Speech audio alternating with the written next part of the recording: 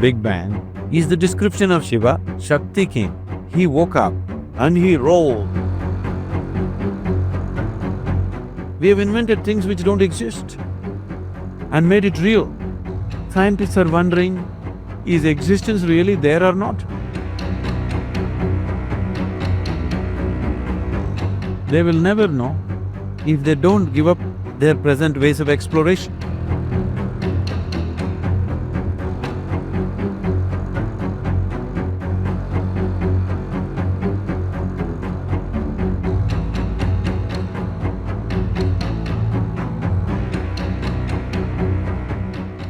They say time started with the Big Bang, which came out of nothingness. But what is the true nature of time and space? To measure time, at one time we used to have hourglasses, sand.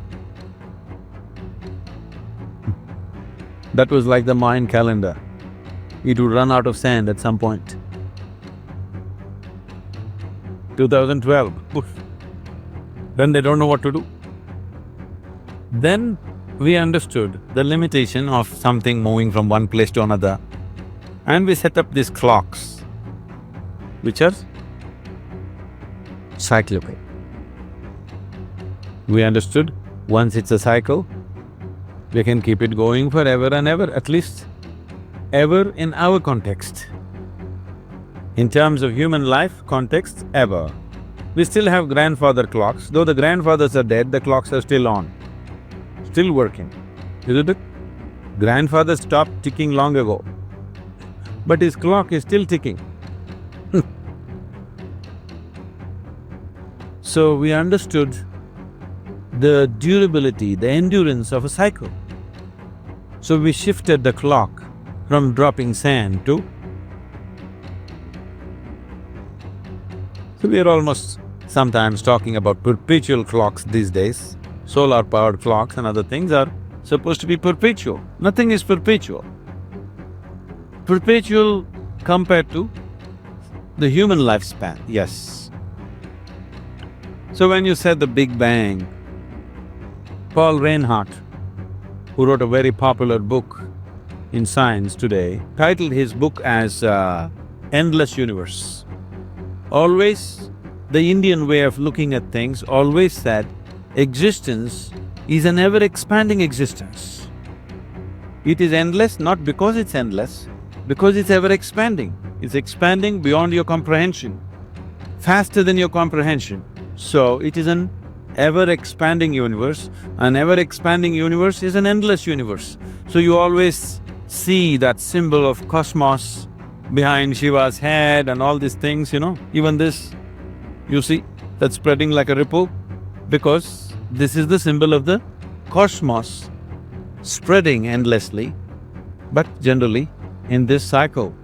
That is why all this saligram, everything is so important for this culture, is because it signifies that symbolism of ever-expanding galaxies or universe. So Paul Reinhardt made a very interesting computer models, simulations of Big Bang. So, I happened to meet him and he was giving a talk showing his computer simulations of Big Bang. And the amazing thing is, these Big Bangs, he says, and now all the scientists are saying, there was no one Big Bang, there was series of bangs.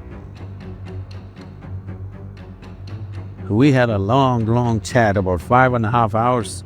We started talking and and everything that he's propounding, where he's trying to show the simulated version of Big Bang, is the description of Shiva that we're talking about all the time.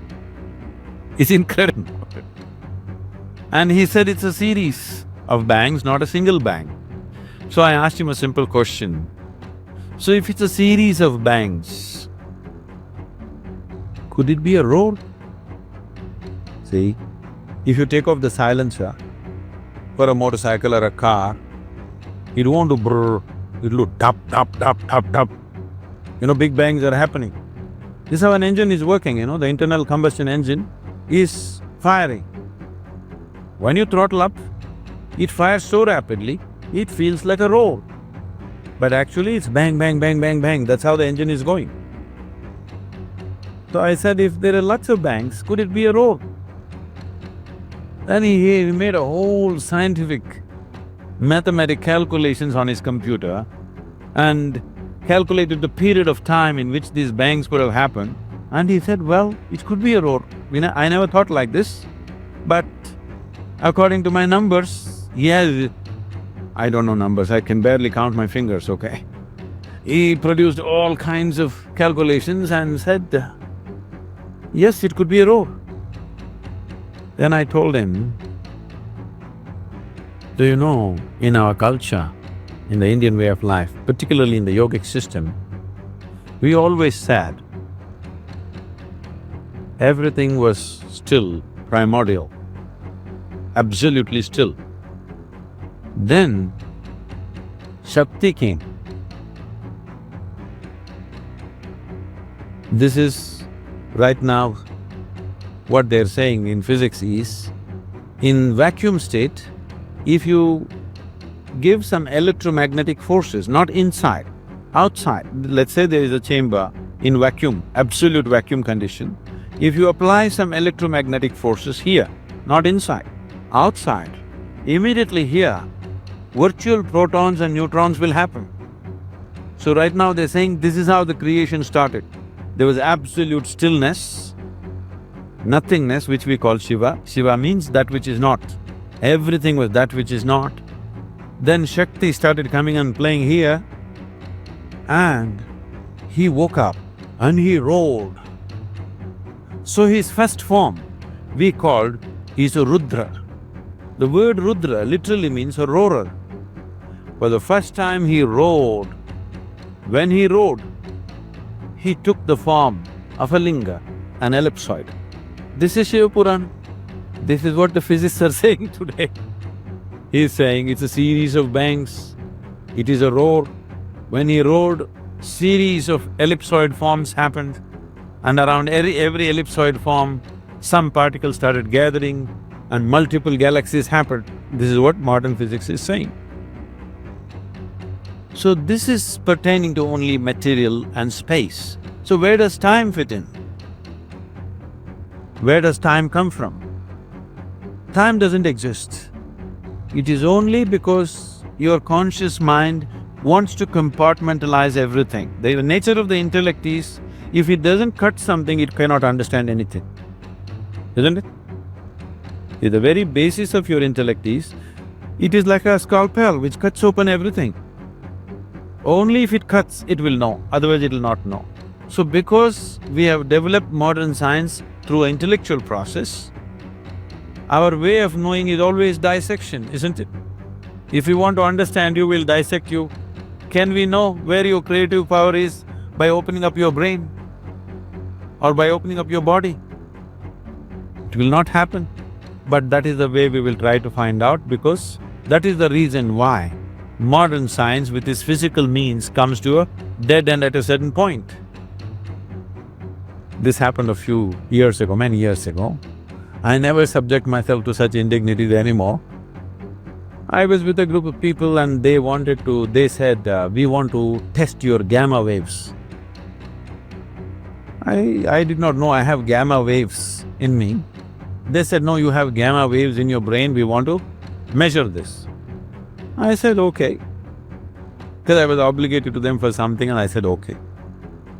So they put 14 different electrodes into me and they said, you meditate. I said, I don't know how to meditate.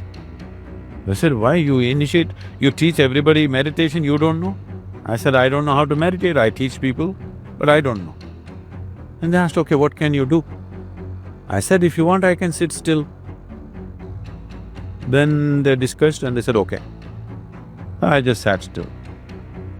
After 15-20 minutes, they're hitting me with some metallic object on my ankle, on my knee, in my elbow. Initially I thought, okay, this is some part of their experiment, and I waited.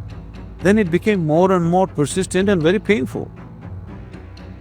I thought, what is it that they want to do to me? Do they want to break my bones or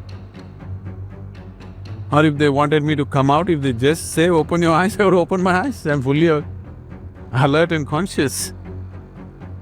Then not able to bear the pain, I opened my eyes and looked.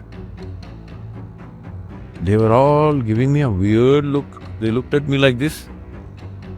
I said, did I do something wrong? They said, our instruments say you're dead. I said, this is a great diagnosis you have. Then they said, obviously you're not dead, you're talking. Either you're dead or your brain is dead.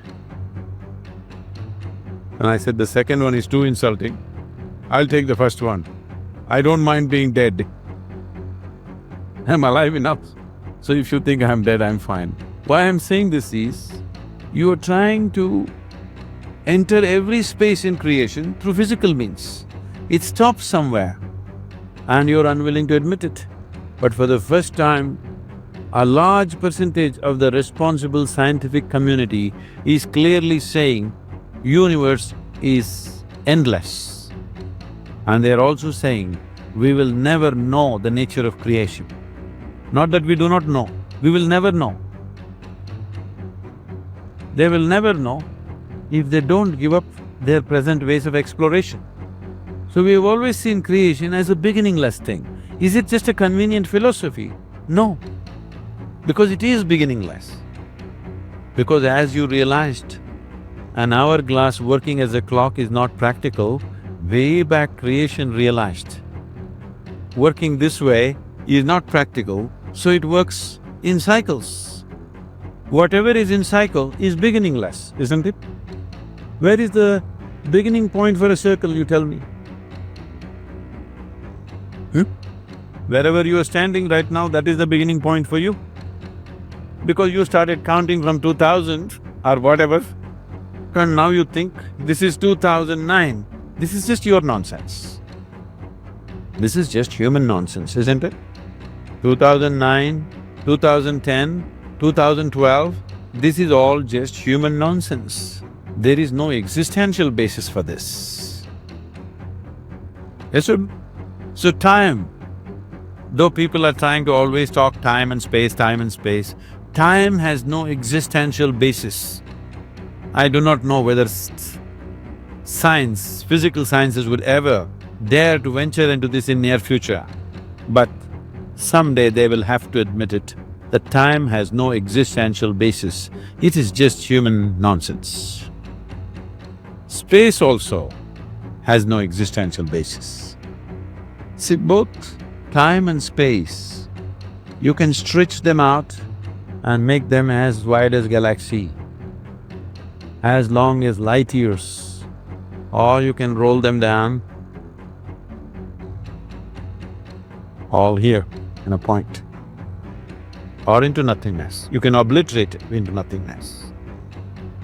Right now, modern science, physical sciences, sometimes are asking the question, is existence really there?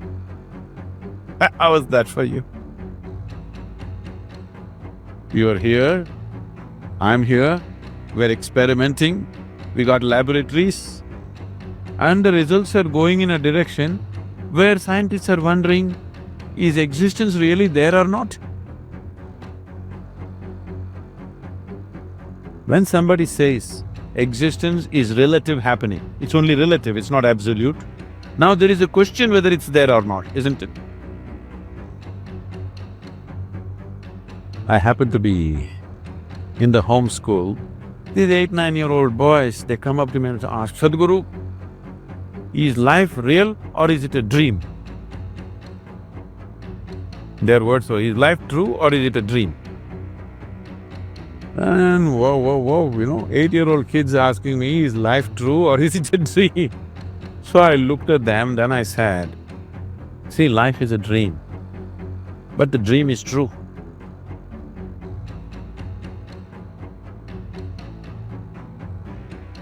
The dream is true, isn't it? So, is there time? Is there space?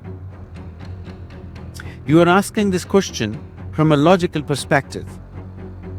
So when you ask a question, the obvious answer has to be yes or no. But that's not how it is. Because these dimensions do not belong to the duality of yes or no, is and isn't. This has to be perceived. This has to be… with a certain abandon you will know it. You will not know it by thinking, you will not know it by analyzing, you will not know it by reading a book or by listening to a lecture. If you simply sit with me, I'll show you what time and space is.